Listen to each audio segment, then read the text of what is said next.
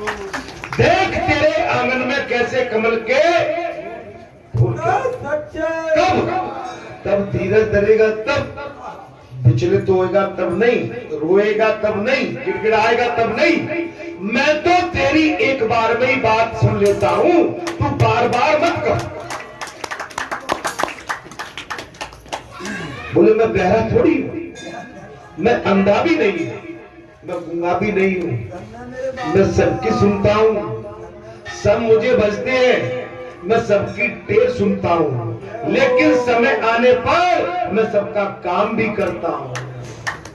मैं अगर कोई विशेष संकट में होता है तो मैं उस भवसागर से उसे पार भी कर देता हूं। कब कब धर्म का कोई महाराज जब धर्म पर प्रहार करता है, तब कब बड़ी सभा में मेरी द्रौपदा की लाज लूटता है, वहां मैं अपना सर्वस्व छोड़ के मैं वज्र बन के उसके अपवित्र शरीर से भी लिपट जाता हूं। मैं बता देता हूं कि मैं आ गया, मैं आ गया। साड़ी बीच नारी है क्या नारी बीच साड़ी? अरे साड़ी की नारी है क्या नारी की साड़ी? मैं वस्त्र बन के लिपट जाता हूं। मैं जब उत्तरा के गर्भ में, जब मेरे पांडवों के अंतिम वंश के ऊपर कोई प्रहार करता है, क्या महाराज कौन सा?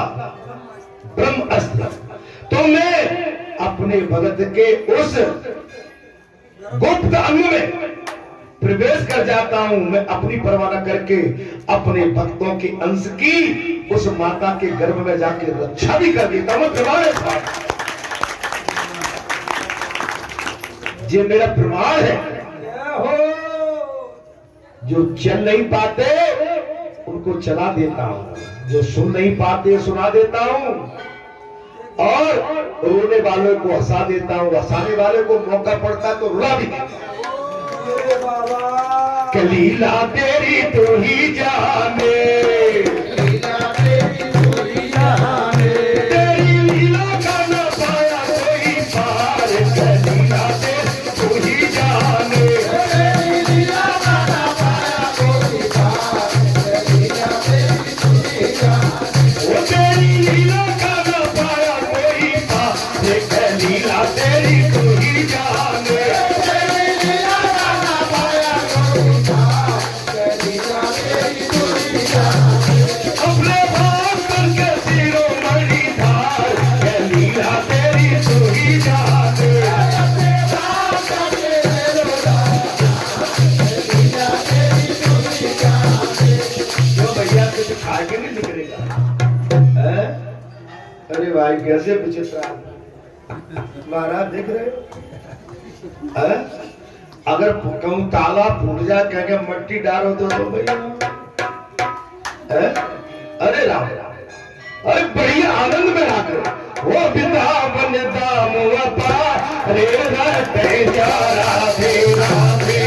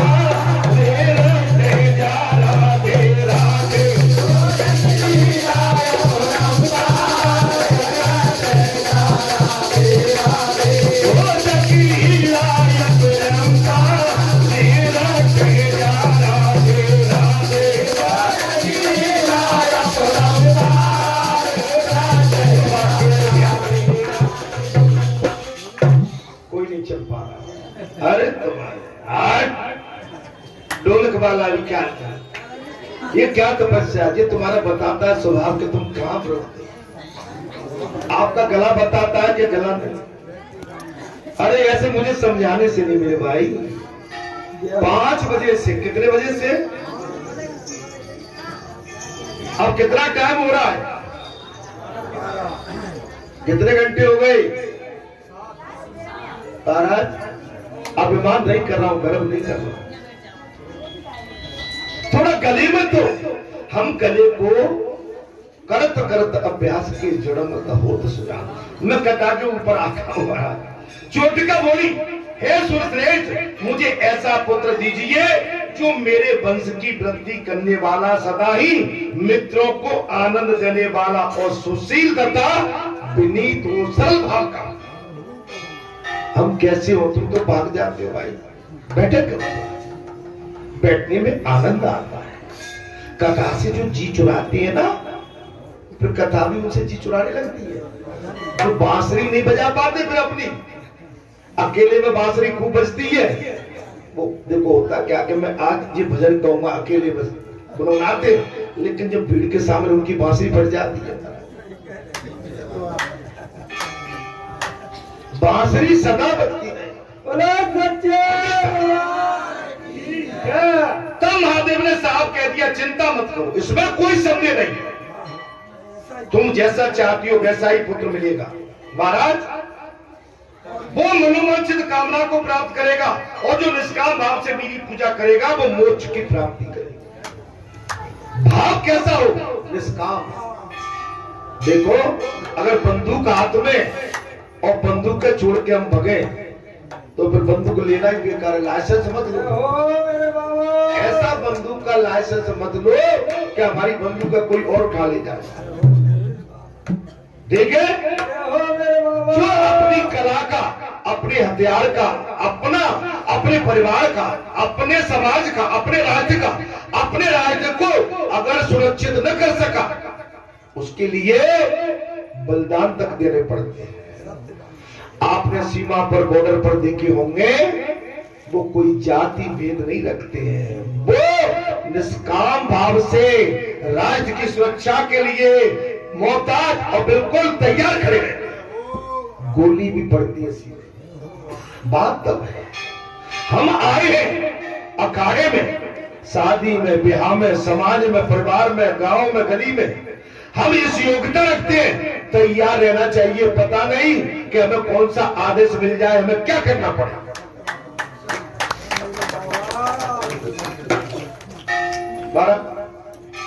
ऐसा कहकर महादेव जी अंतर ध्यान हो गए। क्या हो गए? अंतर ध्यान।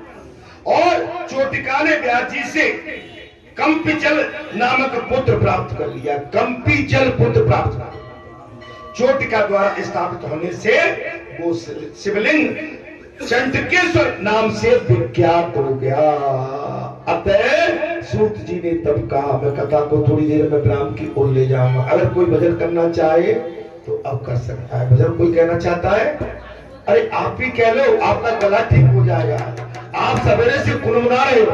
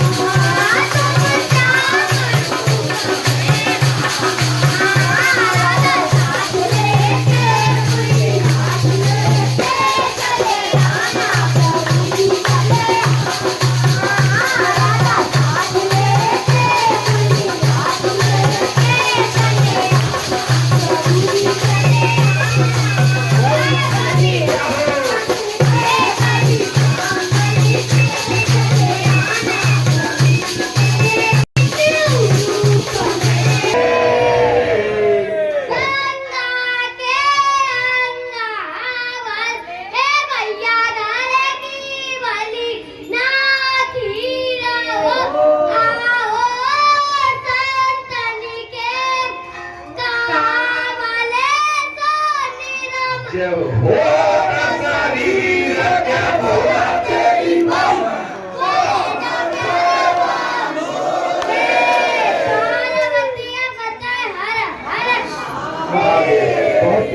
आनंद आ गया, बहुत ही बढ़िया। देखो क्या बढ़िया भजन कीर्तन संकीर्तन।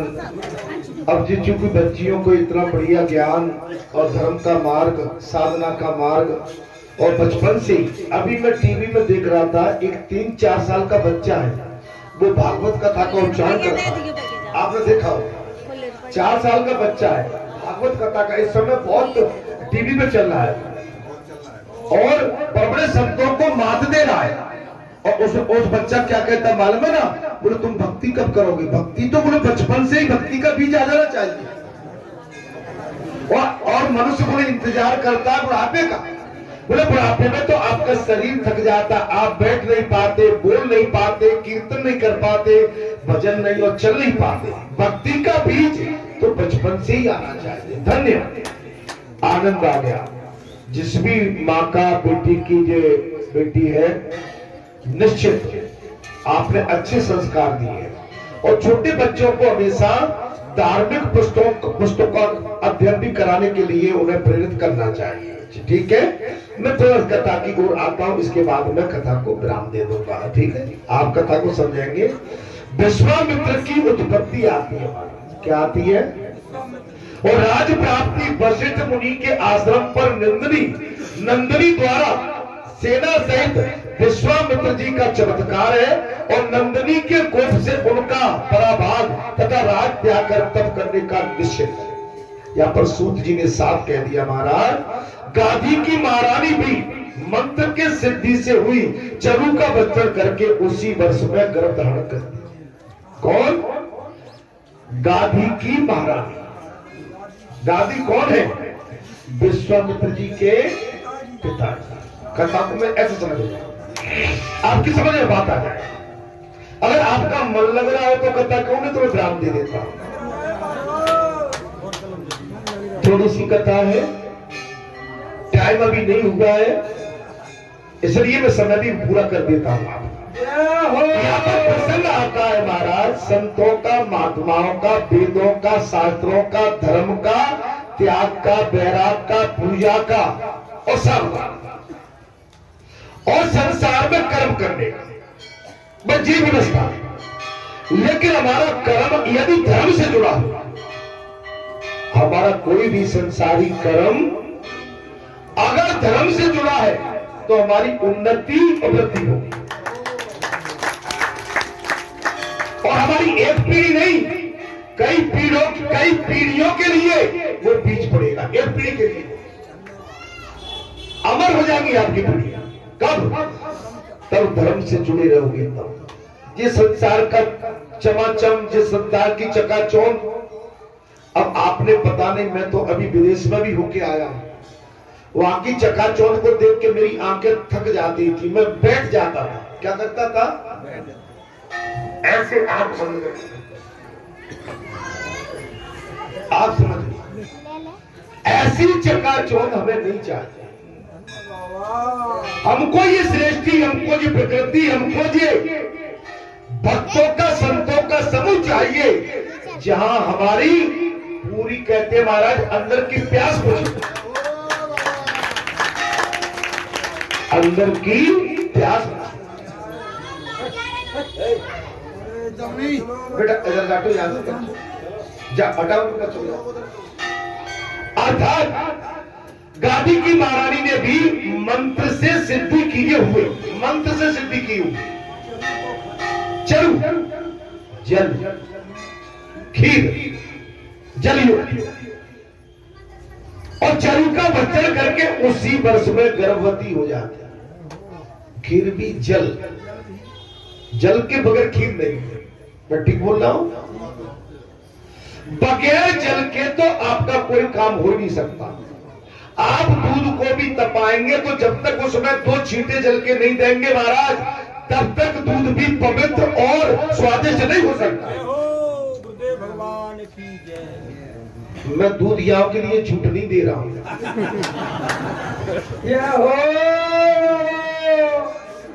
कोई दूध दिया तो पूरा अपना मोल भाव लेते हैं, तो उनको तो एक नंबर का तो महाराज जी पवित्र कर दे। माने चेरू का बच्चन करके उसी वर्ष में गर्भ धारण कर लिया। गर्भवती होने पर साध्वी रानी तीर्थ यात्रा में तत्पर हो गई।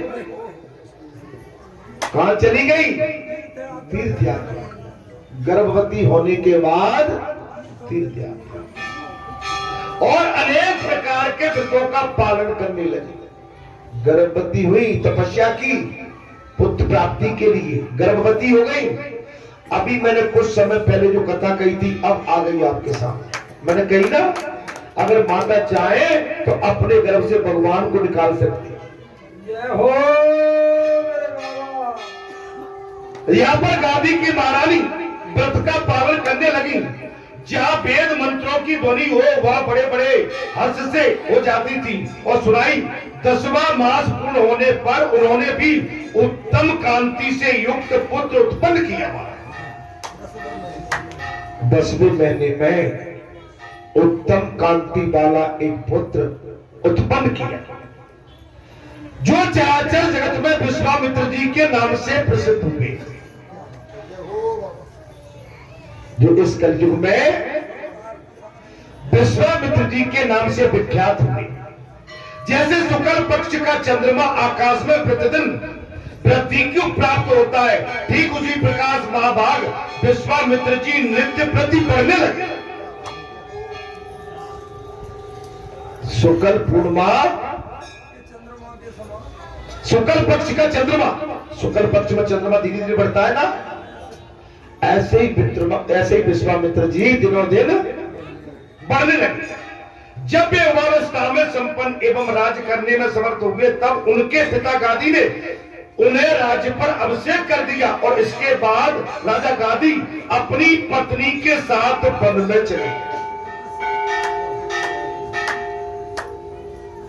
आप तो ठीक जगह आ गए महाराज, लेकिन जो नहीं कर पा रहे हो आप भी ठीक जगह बैठे हो। सब भले दद्दू नेक देर के काजे आए पर ठीक जगह बैठी है, बिल्कुल ठीक जगह पे बैठी। मेरी माताओं, मंगल और शनिवार को समय निकाल लो। कलयुग में अगर आपने गृहस्थ आश्रम से इतना टाइम निकाल लिया तो आप समझ लो कि आपका कल्याण हो गया।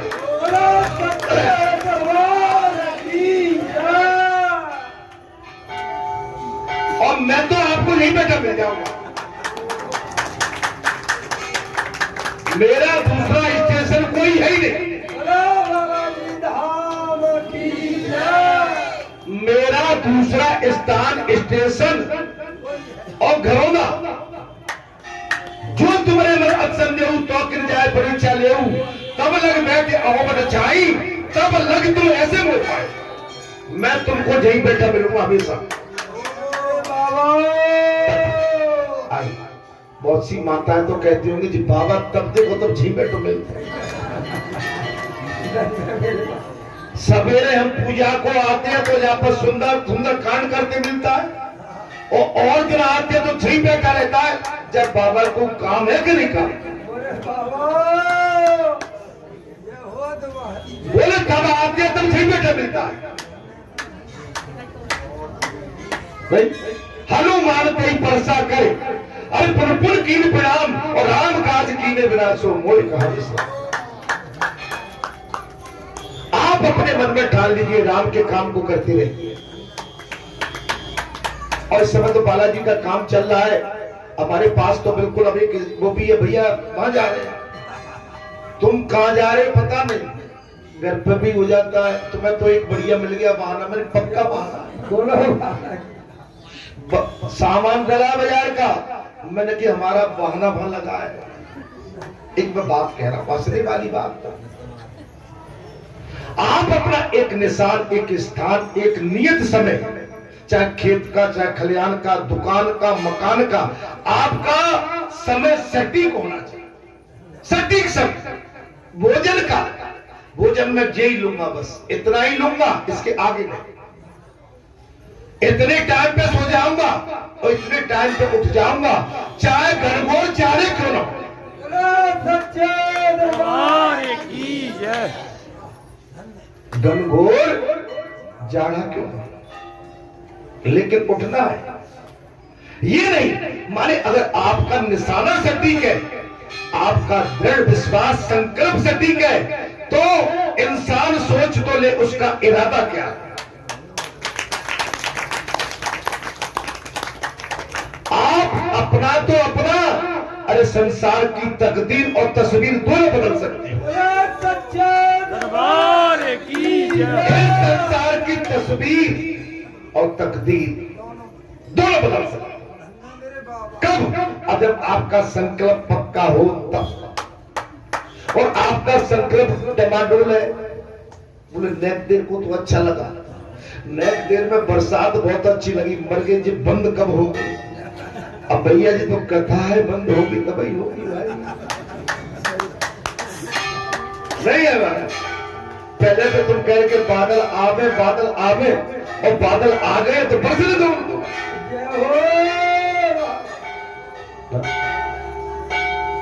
ये अभी तो आए हैं और अभी से कहते जाए तू बरस बरसों बरस, ये जन्म भर ना जाए।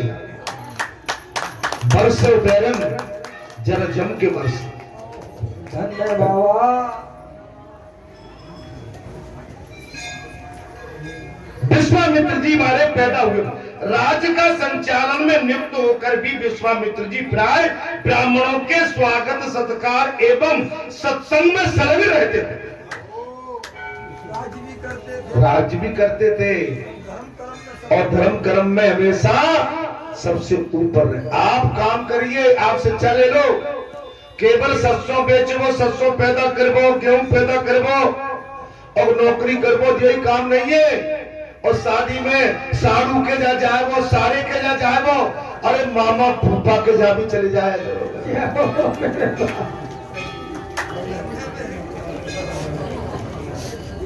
साड़ू की बात आ जाने दो, बॉडी बॉडी खिल जाती है। क्यों? सारा तो मिलेगी भाई, जीजा तो कही देगी कम से कम। जीजा कब बाधे से काले लाट टपक रही है,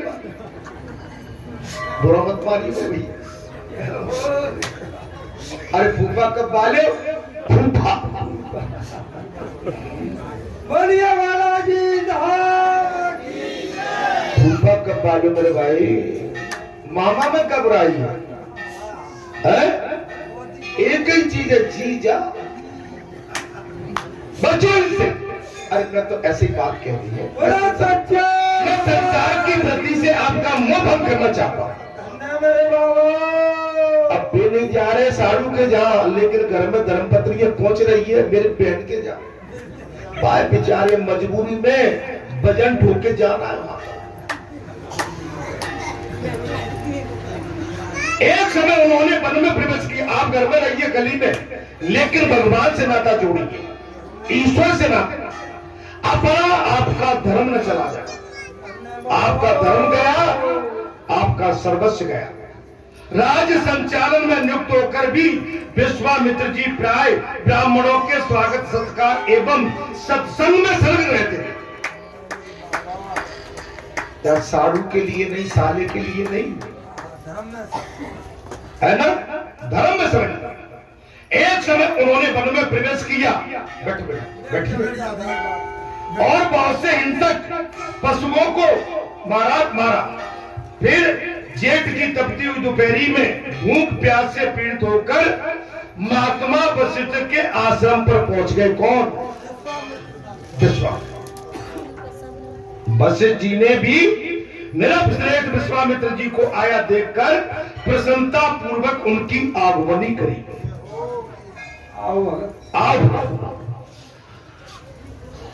तथा उनके लिए अर्घ और मधुपर्क निवेदन करके कहा, महिपाल आपका स्वागत है आश्रम में।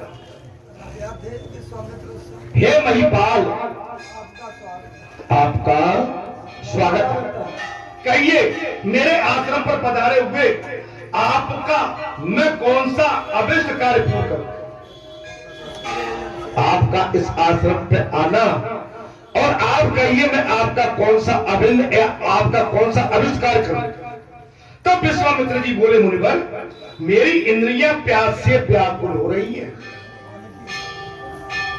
हे मुनिवर, मेरी इंद्रियां इस समय प्यास से व्याकुल हो रही। मैं जल पीने के लिए आपके आश्रम पर आया था, सो यह शीतल जल पी लिया, सो मैंने पी लिया, मेरी प्यास बुझ गई। अब मुझे आज्ञा दीजिए जिससे अपने घर को मैं जाऊं। वशिष्ठ जी ने कहा, राजन, महात्मन काल में सूर्य अत्यंत तापदायक है। इस समय मध्यकाल है और मध्याह्न में सूर्य इस समय तप रहा है। क्या हो रहा है? सूर्य की तपन गर्मी में अधिक है। अतः इस समय मेरे आश्रम पे भोजन करके आप उपरांत दोपहर यहां से जाइए, दोपहर पश्चात चले जाइए। विश्वामित्र जी बोले, मुनिवर, मैं चतुरंगनी सेना के साथ यहाँ आया था। आपके आश्रम के द्वार पर मेरी सेना भी स्थित है। सर, मैं आपके स्थान पर अकेला नहीं हूं, मेरे साथ मेरी सेना भी है। जो स्वामी अपने सेवकों के भूखे रहने पर भी भोजन कर लेता है, वो भयंकर नरक में चला जाता है। विश्वामित्र जी ने कहा, बोले, गुरुवर, मुनिवर, मैं अकेला नहीं हूं। अगर मैंने कहीं अकेले आराम करके भोजन प्राप्त कर लिया और मेरी सेना भूखी रही तो सेना का स्वामी भयंकर नरक में जाता है। ये विश्वामित्र जी बोले, इसलिए मुझे घर लौटने की आज्ञा देते। या तो सभी को भोजन, या फिर मुझे जाने की आज्ञा दी। वशिष्ठ जी ने कहा, यदि आपके सेवक मेरे द्वार पर भूखे हैं तो उन सबको बुला लीजिए, मैं सभी को भोजन से तृप्त करूं। बैठ जा भैया, बैठो, दादी बैठ जा, तृप्त करूंगा। यह सुनकर राजा विश्वामित्र जी ने संपूर्ण सेना को भा बुला लिया और स्नान, संध्या, तर्पण तथा जप तप करके ब्राह्मणों से महाराज अर्चना और स्तुति वाचन करा के वे सिंहासन पर विराजमान हो गए। इसी समय वशिष्ठ जी ने नंदिनी नामक धेनु का आह्वान कर दिया। गौ माता आ गई नंदिनी, और वो विश्वामित्र जी के आगे आकर खड़ी हो गई। तब वशिष्ठ जी ने कहा, तुम अनेक प्रकार के भक्ष्य भोजन लेहा, चोप तथा पे आदि विविधि खाद्य पदार्थों के द्वारा सेना सहित महाराज विश्वामित्र जी को तृप्त कीजिए। कामधेनु आ गई, तृप्त कीजिए। साथ ही इनके घोड़े और हाथी आदि के लिए भी चारे दाने आदि की व्यवस्था कीजिए। इन्हीं का नहीं, इनके जो भी घोड़े हाथी जो भी इनके साथ है पशु, उनका भी आप चारे की व्यवस्था कीजिए। बहुत अच्छा कहकर नंदिनी ने क्षण भर में 10,000 सेवकों को उत्पन्न करा दिया। क्षण भर में कामधेनु नंदिनी ने 10,000 सेवक प्रकट करा दिए। उन सबने सब प्रकार के भोज पदार्थ को लेकर विश्वामित्र जी की सेना के प्रत्येक व्यक्ति को पृथक पृथक भोजन परोसा। सेना, परिवार, हाथी, ऊंट, घोड़े, बैल आदि सहित महाराज विश्वामित्र जी पूर्ण तरह तृप्त हो चुके हैं। सभी की भोजन प्रसादी हो गई। पशु, पक्षी, जीव आदि आदि सब तृप्त हो गए।